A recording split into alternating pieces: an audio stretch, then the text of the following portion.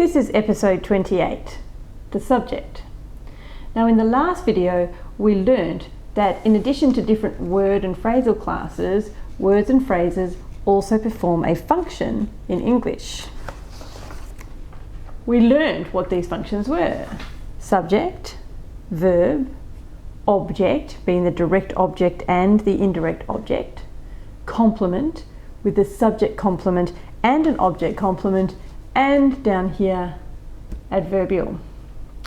And we learned that the word order in English was how we understood what the function of the different parts of the sentence are, which was subject, verb, object in English. So in this video, we're going to be talking about our first sentence function, and that is the subject.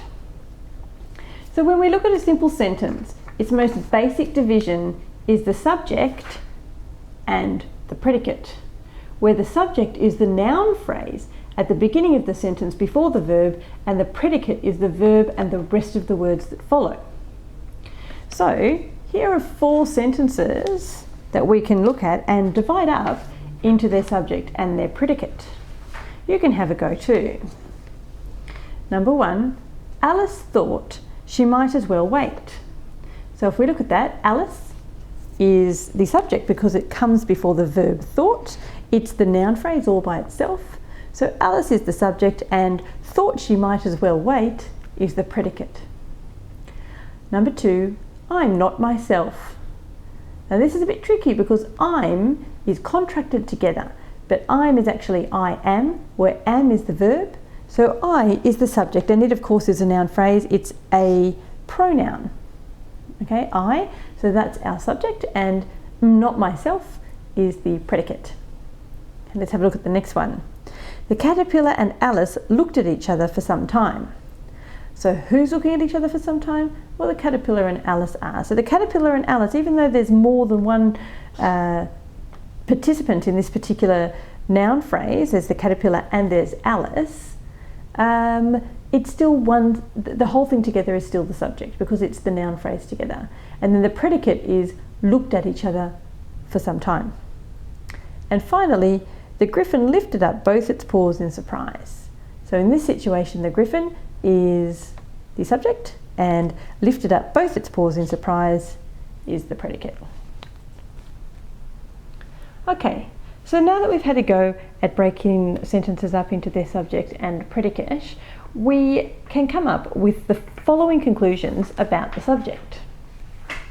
The first conclusion that we can sort of come to terms with is that the subject always precedes the predicate. So it's right at the front of the sentence. So let's write that down. Always precedes the predicate.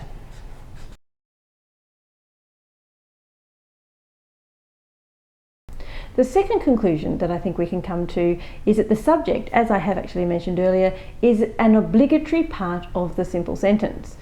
English cannot simply omit the subject. And this isn't true of all languages. So let's write that down.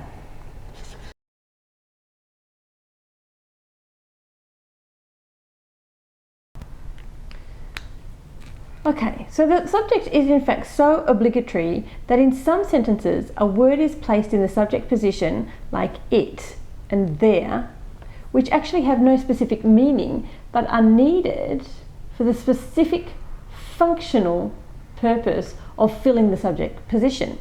And these are often referred to as dummy subjects. So let's write that down as an example of how subjects are so important that sometimes dummy subjects are used to put something in its place if there's nothing of meaning to go in there. So the function's that important. So here we have it and there.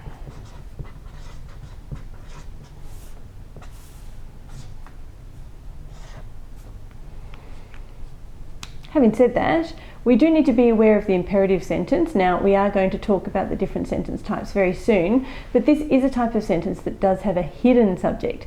That is, the subject is you, but we don't actually put it in the sentence because it is assumed from context. So even though the subject is an obligatory part of the English sentence structure, in the case of the imperative sentence, it is actually hidden. Okay, The third conclusion that we can draw from the sentences that we analysed earlier is that the subject must be a noun phrase or a pronoun. And if it is a pronoun, it must be the subject form of the pronoun. That is I, you, he, she, it, we, they. So let's write that conclusion down.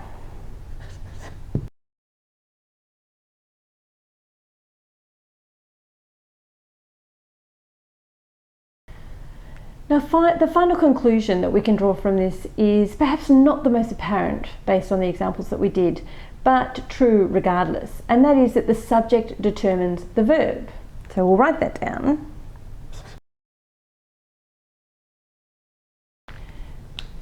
Now, what I mean by that is that the verb has to match the subject. So let's have a look at a couple of examples here. Let's have a look at these sentences. We have the girl climbs the ladder, the boy climbs, with an S, the ladder, or all the children climb, no S here, the ladder.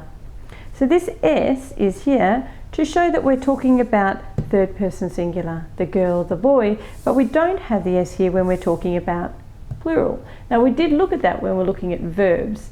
I'm just reiterating here that it is actually the subject that determines whether the verb is carrying that S or not.